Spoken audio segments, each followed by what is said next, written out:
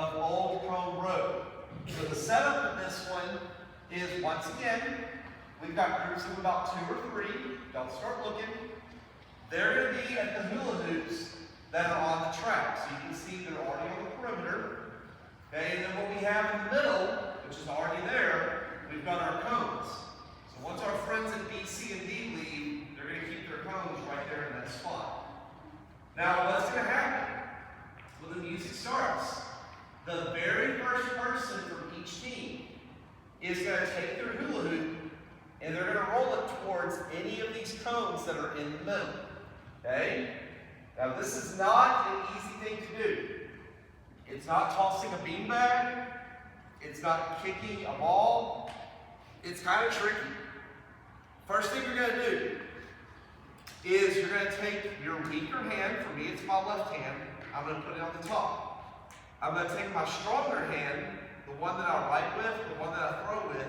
It's going to go on the back of the hula hoop. And all you're going to do is, if you notice that second word, it says lightly. Okay, if you try to roll it as hard as you can, it's going to fall. But if you just give it a nice little push, if that ball wasn't there, it would keep rolling that direction.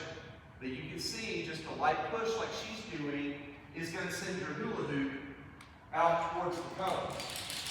Now, if your hula hoop is able to fall on top of the cone, okay, then of course you're going to run to that cone, pick up both of them, pick up your hula hoop, pick up the cone, take the cone, bring it back to your poly spot, place it on top of there, give the hula hoop to the next person in line, and then of course they're going to take their turn, and the game is just going to keep going and going.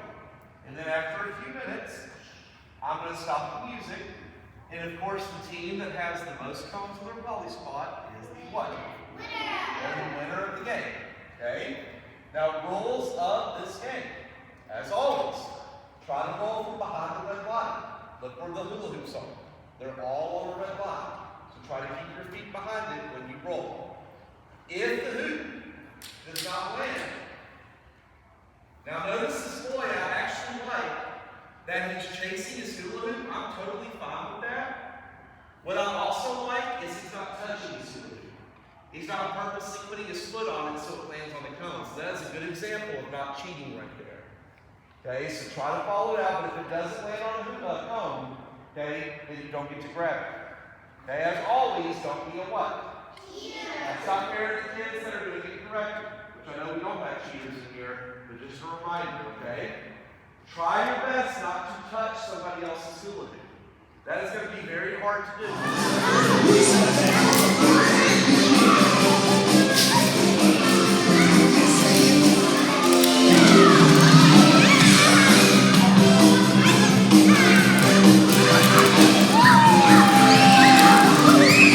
Oh, good job.